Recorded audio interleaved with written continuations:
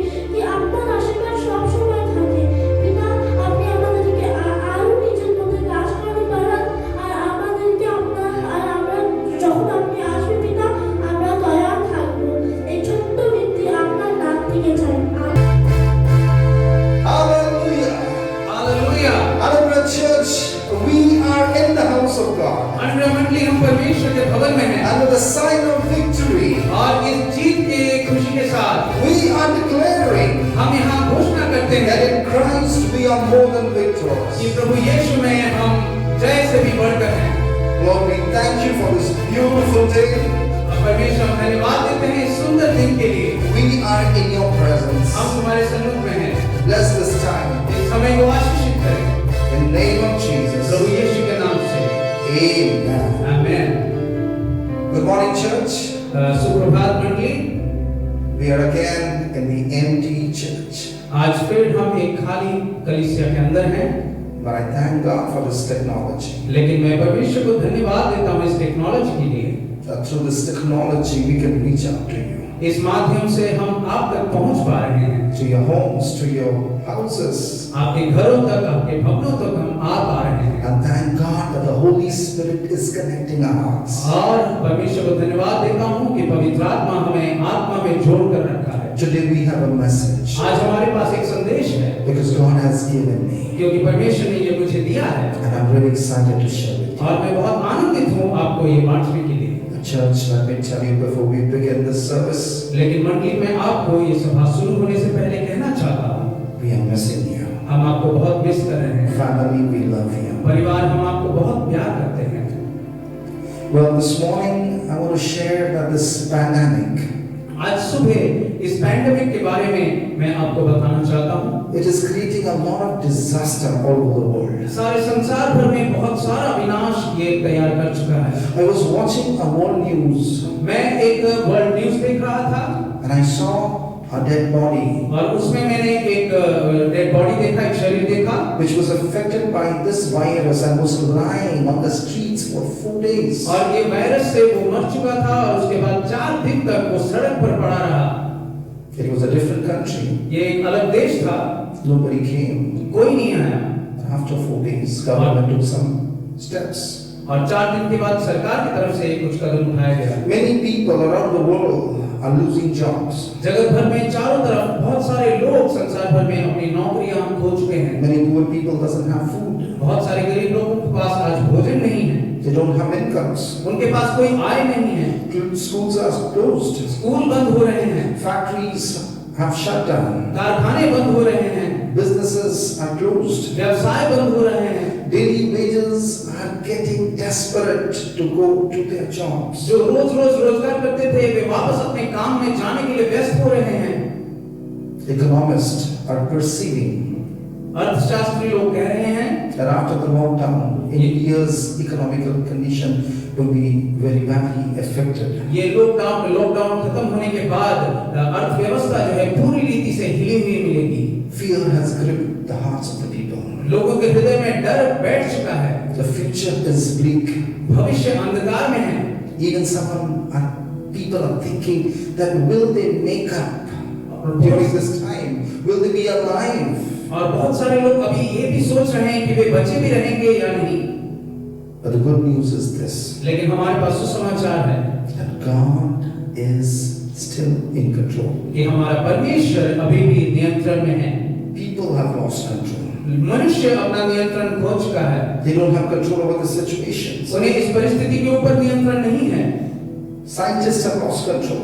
जो वैज्ञानिक हैं वो नियंत्रण खो चुके हैं। Money, power have lost control. जो पैसा है, धन दौलत है, उसके पास इसका नियंत्रण नहीं है। Doctors have lost control. जो डॉक्टर्स हैं उनके पास नियंत्रण नहीं है। You and I have lost control. मेरे और आपके पास भी इसका नियंत्रण नहीं है। But the good news is this, that God is still in control. लेकिन सुसमाचार यह है कि हमारा परमेश्वर अभी भी नियंत्रण में है And that is the hope. और यही हमारा आशा है। This is the answer. और यही वो जवाब है। You might not have all the answer about all the whys. आपके पास हो सकता है हर प्रश्न का उत्तर ना हो। We might not even have the answer when and how things will be normal.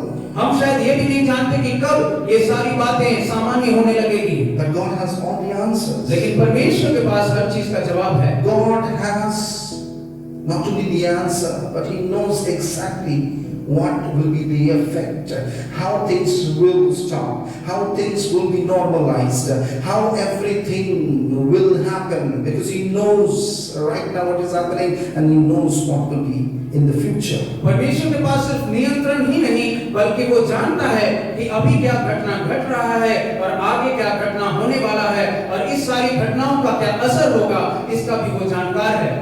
Psalm 46 and verse 6 says, भजन संहिता 46वां अध्याय का 6वां वचन में कहता है, the nations are in chaos जाति जाति के लोग झल्ला उठे and their kingdoms crumble. राज्य राज्य के लोग डगमगाने लगे। God's voice thunders वह बोल उठा and the earth melts. और पृथ्वी पिघल गई। What does it mean? इसका अर्थ क्या है? It means that nations are in chaos. They are confused. They don't know what to do. People are confused. People are in fear.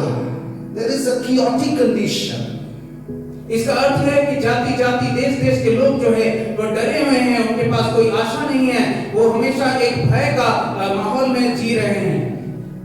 And kingdoms are crumbling. It means, like everything is breaking. People are dying. और जो देश है वो टूट कर गिर रहा है, लोग मर रहे हैं।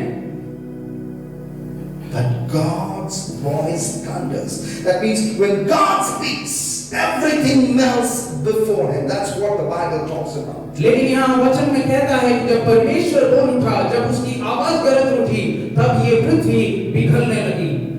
So it is best to allow God to take full control. लेकिन इसीलिए ये अच्छी बात होगी अगर हम परमेश्वर के हाथ में अपना भाग दौड़ दे दें। We should give everything unto Him and say to the Lord that, Lord, have full control of my life and everything that I do. और हमारे जीवन का जो लगाम है वो हम परमेश्वर के हाथ में दे दें और परमेश्वर को कहें कि आप नियंत्रण में आए। Jeremiah 17 verse 7 and 8 says, यिर्मयाह 17वां अध्याय का 7वां वचन में कहता है, it says, but blessed are those who trust in the Lord and have made the Lord their hope and confidence. धन्य है वो पुरुष जो यहोवा पर भरोसा रखता है, जिसने परमेश्वर को अपना आधार माना है। People basically they want to control things with their money power. मनुष्य जो हम देखते हैं सामान्यतः अपने धन दौलत के शक्ति से हर परिस्थिति को बदलने का कोशिश करते हैं। They want to control things through their intelligence, वे अपने बुद्धि से परिस्थितियों को बदलने की कोशिश करते हैं, through their education, अपने ज्ञान से वे बदलने की कोशिश करते हैं, through their techniques and inventions. अलग-अलग तरीकों से वो खोज निकालते हैं कि कैसे परिस्थिति को बदला जा सके। But today none of the technology is working, none of the techniques are working, none of the wisdom are working. And that's the reason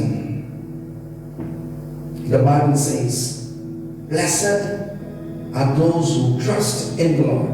और लेकिन आज ऐसा समय आ चुका है कि कोई विज्ञान या किसी इंसान के पास, कोई तकनीक के पास इसका नियंत्रण नहीं है और इसलिए वचन कहता है कि धन्य है वे जो परमेश्वर को पर भरोसा रखते हैं। Psalm 27 says, भजन संहिता 27वां अध्याय में लिखा है, it says, some trust in chariots and some trust in horses, but we will trust in the name of the Lord. भजन संहिता 20वां अध्याय का 7वां वचन में लिखा है कि कुछ राजाओं के ऊपर और कुछ अपने रथों के ऊपर, अपने घोड़ों के ऊपर में विश्वास करते हैं, भरोसा रखते हैं, लेकिन हम अपने परमेश्वर के ऊपर भरोसा रखते हैं।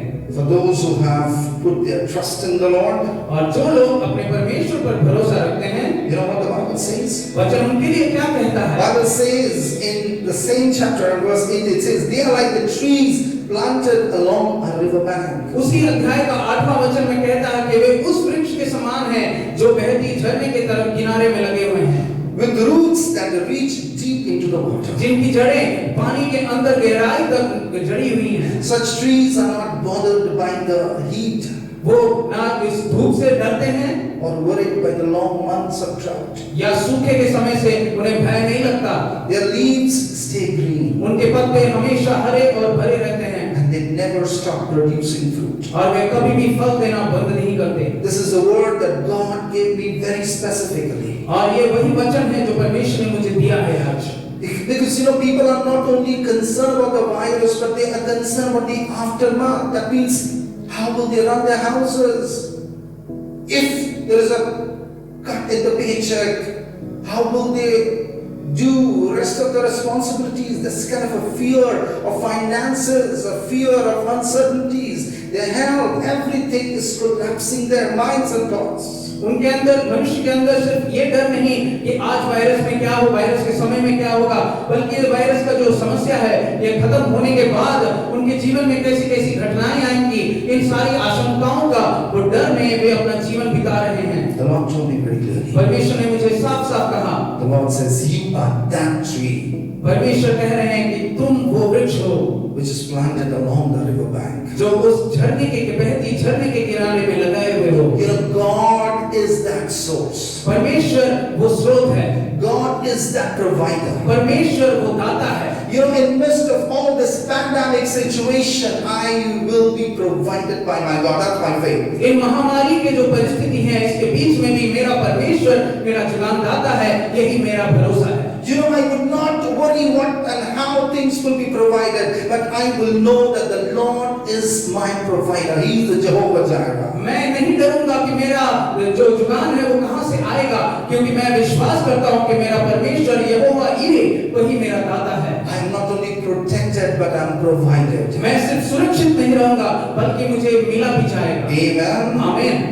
Romans chapter 10 and verse 11 says, Romeo 10वां अध्याय का 11वां वचन कहता है, anyone who trusts in him will never be disgraced. जो कोई उस पर विश्वास करेगा वो कभी भी लज्जित ना होगा। Psalm 46 verse 1 to 3 says, भजन संहिता 46वां अध्याय का पहला, दूसरा और तीसरा वचन कहता है, God is our refuge परमेश्वर हमारा शरण स्थान है and my strength. और वो मेरा बल है। He is always ready to help in the times of trouble. संकट में अति सहज से मिलने वाला वो सहायक है। So we will fear not when the earthquake comes इस कारण हम कोई भी भय में नहीं रहेंगे, and the mountains crumble into the sea. चाहे पृथ्वी उलट जाए और पहाड़ समुद्र के बीच में डाल दिए Let जाए the oceans roar and foam. और ये समुद्र गरजें और फेन उठाएं Let the mountains tremble as the water surge. और पहाड़ उसकी बाढ़ से कांप उठे। But God is still in control. ये सब कुछ होने पर भी हमारा परमेश्वर नियंत्रण में रहेगा। I am really excited this morning to share this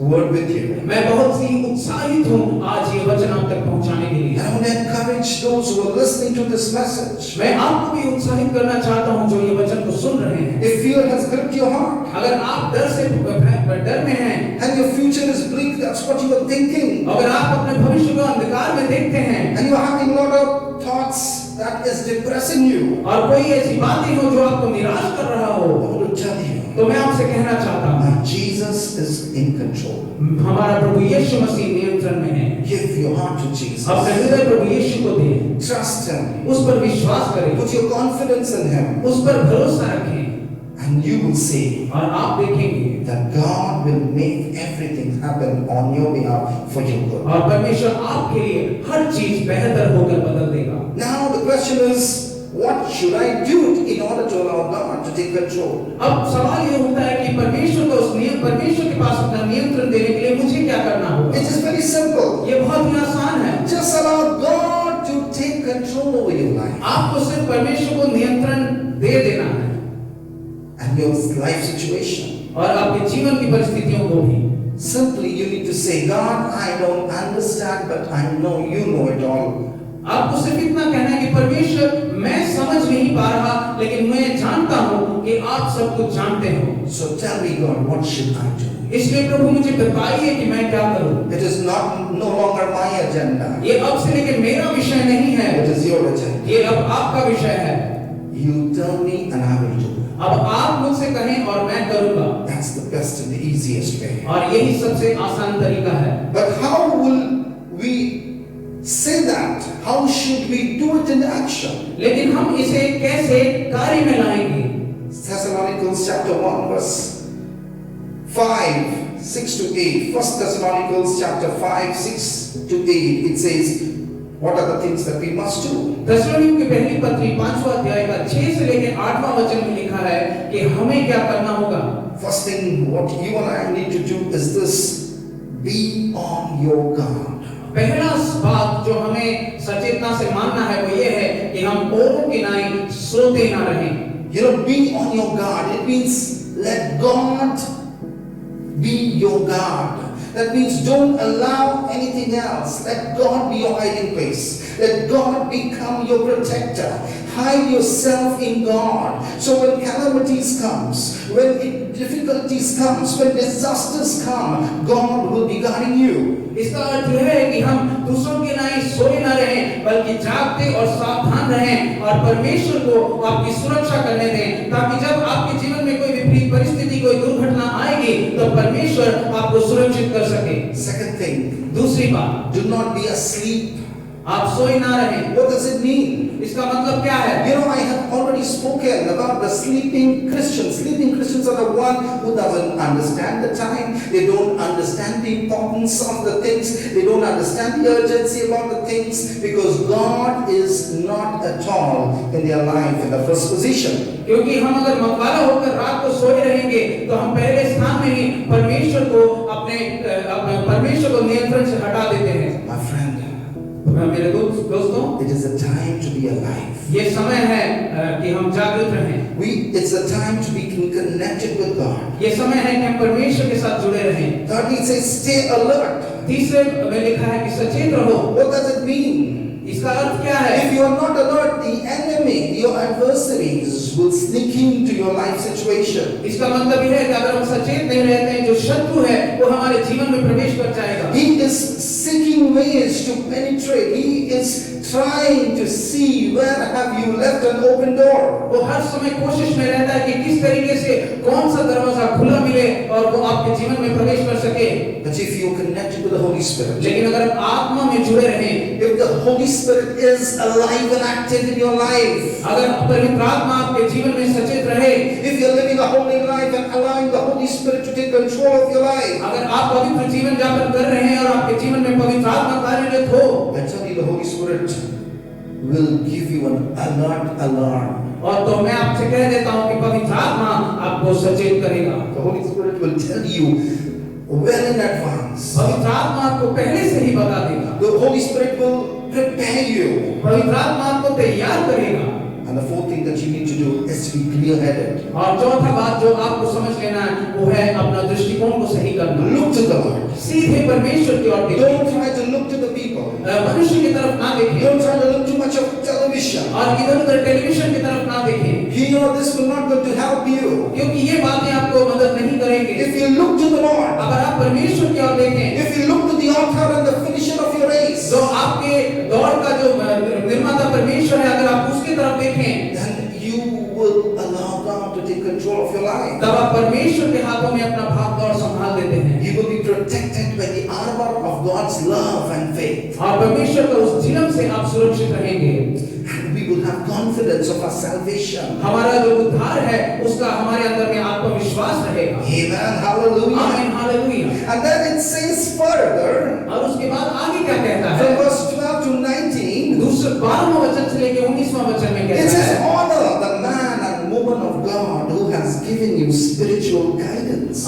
वो कहता है कि उस व्यक्ति को सम्मान दो जिसने आपको आत्मिक रूप से राह दिखाया है। If your pastor is giving you direction, he is leading you in the ways of the Lord, allow the Holy Spirit to take those words and give into your heart that you will be a good recipient. अगर आपके pastor के पास से आपको वचन मिलना है तो आप तैयार हो जाएं कि वो वचन उनके पास से निकले और आप उसे ग्रहण करें। Respect them, उन्हें सम्मान दें, love them, उन्हें प्यार करें, don't be lazy. आलसी ना बने। There are so many Christians who are lazy.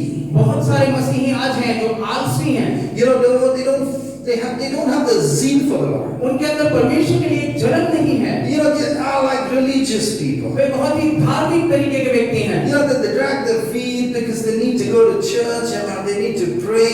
Like everything is like a lazy activity. उनके जीवन में हर काम एक ऐसा है जैसे कोई नियम पालन कर रहे हो और बहुत ज्यादा धार्मिक जीवन यापन करने की कोशिश करते There's no हैं। time to be lazy. ऐसा आलसी जीवन बिताने का समय नहीं है। It's no time to be timid. ये वो समय नहीं है कि आप डर कर भय होकर बैठे रहें। God has not given us the spirit of timidity. परमेश्वर ने भयभीत होने का आत्मा आपको नहीं दिया है, But God has given us the spirit of boldness. बल्कि परमेश्वर ने हमें एक सामर्थी आत्मा दिया है। Yes, we are weak, हाँ, हम कमजोर हैं, but in the strength of God, my weakness have gone and His strength has taken over. लेकिन परमेश्वर के सामर्थ्य में मैं बलवान हो जाता हूँ। Hallelujah. Hallelujah. So let weakness be no excuse for you, my friend. इसलिए कमजोरी को हमारा कोई बहाना ना बनने दें। Don't say that I can't do, but say like Paul, I can do everything that God has called me to do. ऐसा ना कहें कि मैं नहीं कर सकता, बल्कि कहें कि मैं वो सब कुछ कर सकता हूँ जिसके लिए मेरे परमेश्वर ने मुझे बुलाया है। Be patient with one another. और इसलिए एक दूसरे के साथ धीरज धरें। Don't pay evil for evil. बुराई के बदला बुराई से ना करें। Be good to one another. एक दूसरे के साथ भलाई करें। Always be joyful. एक हमेशा आनंदित रहें। How can you be joyful? हम आनंदित कैसे रहें? In Christ. परमेश्वर में, In Christ. प्रभु यीशु में। When you read His Word. जब आप उसके वचन को पढ़ते हैं, When you allow the Holy Spirit to live and rule your life. जब आप पवित्र आत्मा को अपने जीवन में नियंत्रण करने When देते you हैं, obey God. और जब आप परमेश्वर के वचन को मानते When हैं, you trust Him. जब आप उस पर भरोसा रखते हैं, Definitely the joy of the Lord will be your strength. तब परमेश्वर का जो सामर्थ है वो आपका सामर्थ बनेगा। Never stop praying. कभी भी प्रार्थना करना बंद ना Bible करें। says in every situation keep praying. For everything keep praying. वचन कहता है कि हर परिस्थिति में निरंतर प्रार्थना करते रहो Get connected with the Lord. और परमेश्वर के साथ जुड़े रहें। Be thankful for all circumstances. धन्यवाद के हृदय के साथ रहें, चाहे परिस्थिति कैसा भी A हो। lot of people have come across their believers, but they're very complaining. बहुत सारे ऐसे विश्वासी हैं जो हमेशा कंप्लेन करते रहते हैं। You know, God has been so good, my friend, I tell you. God has been so kind to us. लेकिन मैं आपसे कहता हूं दोस्तों कि परमेश्वर हमारे साथ कितना प्रेम करता है। Because of God's love, today we are alive. We could see this day. आज उसी प्रेम के कारण है कि हमने आज का दिन देखा है। So be thankful. इसलिए धन्यवाद देते In हैं। all circumstances. चाहे परिस्थिति जैसा भी हो, Don't have grumbling spirit. कभी भी गुर्राने का उस आत्मा से में मत बने रहो Do not quench the Holy Spirit. और पवित्र आत्मा को दुखी ना करो। What does it mean when the Holy Spirit is telling you something? पवित्र आत्मा इसका मतलब क्या है कि जब पवित्र आत्मा आपको जब कुछ कहे, Just listen and do it. उसे सुने और आज्ञा का पालन करें, Because He's the teacher. क्योंकि वो टीचर है, वही He's the समझाता है, helper. वही सहायक है। He tells us. वो हमें बताता है, He gives us boldness. He gives us power. वो हमें सामर्थ देता है, वो हमें धैर्य देता है। So Holy Spirit, allow Him to work in your life. इसलिए पवित्र आत्मा को अपने जीवन में काम करने दें। Be holy. आप पवित्र बने रहें, Because it is very important to be holy in order to allow Holy Spirit to work in your life. क्योंकि ये बहुत ही महत्वपूर्ण है कि हम पवित्र बने रहें ताकि परमेश्वर हमारे जीवन में काम कर सके। Don't scoff at prophecies. इसलिए जो भविष्यवक्ताएं हैं, जो भविष्यवाणी हैं, उन पर कभी भी हंसे ना। You know, the Word of God says that the Word of God is prophetic. परमेश्वर का वचन कहता है कि परमेश्वर का वचन जो है वो भविष्यवाणी है। It might delay, but it will surely come to pass. हो सकता है इसे घटने में देरी हो, लेकिन वो घटेगा जरूर। So don't scoff at prophecies. इसलिए कभी भी भविष्यवाणियों का झटका ना And उठाएं। it says, test everything, hold on what is good. हर चीज को हम परख कर देखें और जो अच्छा है, जो भला है, उसे हम धरे रहें, पकड़े रहें। Let the filter of Holy Spirit work in your life. उस विवेचना का आत्मा, वो परखने की आत्मा को हमारे जीवन में काम करने दें। You know, in this last times, there is a spirit of confusion and a spirit of deception that is heavily working in this time. इस अंतिम दिनों में हम देखते हैं कि कंफ्यूजन का आत्मा और जो हमें धोखा देने की जो आत्मा है वो बहुत जोर से काम कर रहा है। So that's the reason it says in the Bible that you must test it. How will you test it? You must test it under the discernment of the Holy Spirit. और इसलिए वचन कहता है कि हम हर बात को परख कर देखें और कैसे परखें? पवित्र आत्मा के नजरिए से हम उसको परखें And take that is good. और उन भली बातों को हम अपने जीवन में स्वीकार करें। Stay away from all kind of evil. हर तरीके की बुरी बातों से, बुराइयों से हम अपने आप को दूर रखें, Evil is very tempting. क्योंकि ये जो बुराई है वो हमें बहुत ही आकर्षित करता है। Evil will take us towards sin.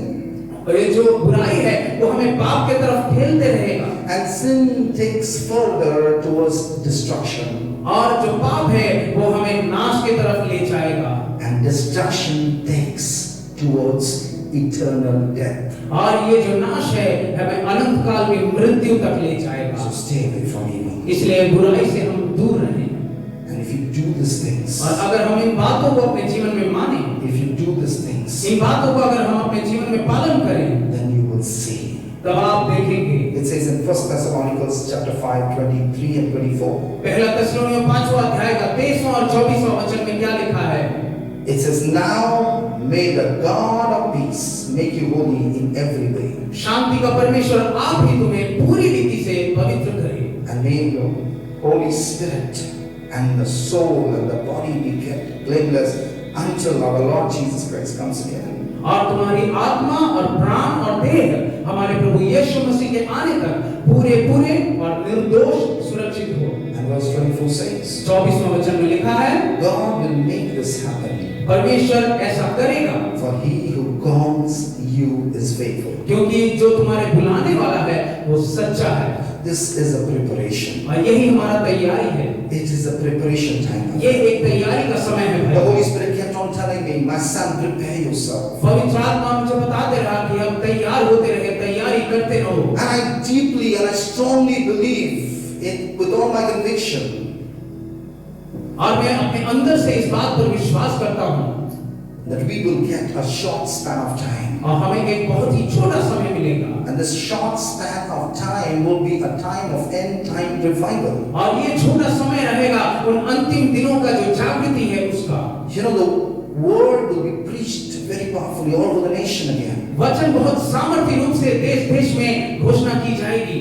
Many will give their life to Jesus Christ. बहुत सारे लोग अपना जीवन प्रभु यीशु को देंगे। There will be great deliverance ministry that will come out. और बहुत सारा छुटकारे के काम होते रहेंगे। Healing ministries will come out. चंगाई का काम होगा। Signs, wonders and miracles will happen. अद्भुत अचंभे काम होने लगेंगे। But those people who would allow God to take full control in their life, लेकिन वे सारे लोग जो परमेश्वर को अपने जीवन के ऊपर संपूर्ण नियंत्रण करने का अधिकार देते हैं, they will experience this power. वही लोग अपने जीवन में इस सामर्थ्य को अनुभव कर पाएंगे। They will be the part of this end time revival. और इस अंतिम दिन का जो जागृति है, इसके अंदर यही लोग भागी बन पाएंगे। And then Christ will come again. और फिर प्रभु यीशु मसीह जल्दी आएगा। And we will be caught up in the midair. और हम उठा लिए जाएंगे मध्य आकाश में। So my friend, this is a preparation. इसलिए मेरे दोस्तों, ये हमारा तैयारी करने का समय है। And lastly, Psalm 46 and verse 10 says, अंत में भजन संहिता 46वां अध्याय क्या कहता है? be still and know I am God. स्थिर रहो और जानो कि मैं ही परमेश्वर हूँ। I will be honored by every nation. मैं जाति जाति में मेरी महानता रहेगी। I will be honored throughout the world. देश देश में मेरी महानता रहेगा। If this message is reaching out to you and if you are a leader, और ये वचन अगर आप तक पहुंच रहा है और आप किसी नेतृत्व के स्थान में हैं, you may be a president of some country. आप शायद किसी देश का राज्य का प्रेसिडेंट हो सकते हैं। Maybe you are a very important person in your given position. आप अपने स्थान में बहुत ही उच्च स्थान में कहीं पर बैठे होंगे। But I tell you, लेकिन मैं आपसे कहना चाहता हूँ, God is in the helm of every affair. परमेश्वर हर घटना का सर्वोच्च स्थान में बैठा है। There is no one bigger than Him. उससे बड़ा और कोई भी नहीं है। He is the Alpha, the Omega. वही आदि और वही अल्फा और ओमेगा है। He is the God Almighty. और वही हमारा सर्वशक्तिमान परमेश्वर है। And there is no one greater than Him. और उससे बड़ा कोई भी नहीं है। Allow God to take full control. इसलिए परमेश्वर को अपने जीवन का संपूर्ण नियंत्रण दे दे And fear not. और डरे ना। Close your eyes. अपनी आंखों को बंद करें। And this time I'm going to pray for you. इस समय मैं आपके लिए प्रार्थना करूं। If this word has spoken to you, my friend, अगर ये वचन आप तक पहुंच चुका हो, whoever you are, आप चाहे जो भी हो, if you're convicted by this word, आपके हृदय में अगर इस वचन को सुनकर कन्विक्शन होता है, please come back to the Lord. आप वापस परमेश्वर में आए। Repent. आप परमेश्वर के पास आकर के अपना पाप स्वीकार करें And say, God, give me one more chance. और कहें कि प्रभु मुझे एक और मौका दो। I want to get restored. मैं पुनर्निर्मित होना चाहता हूँ। You're a loving and a forgiving Father.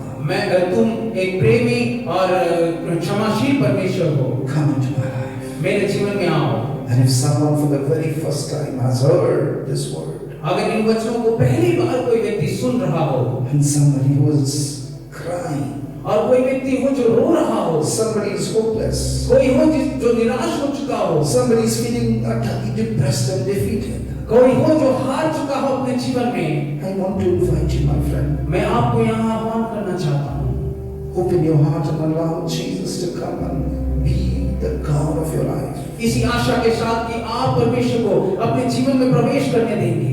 22 years ago, 22 साल पहले when I was all lost and confused, जब मैं हारा हुआ था और खोया हुआ था, that's when I found Jesus, उसी समय मैंने प्रभु यीशु को पाया and my life changed. और मेरा जीवन बदल गया। And till today, और आज तक in midst of all trials, हर परिस्थिति में, disasters and difficulties, हर घटनाओं में, हर हार के समय my God is in control over my life. मेरा परमेश्वर ही मेरे जीवन के ऊपर नियंत्रण में है।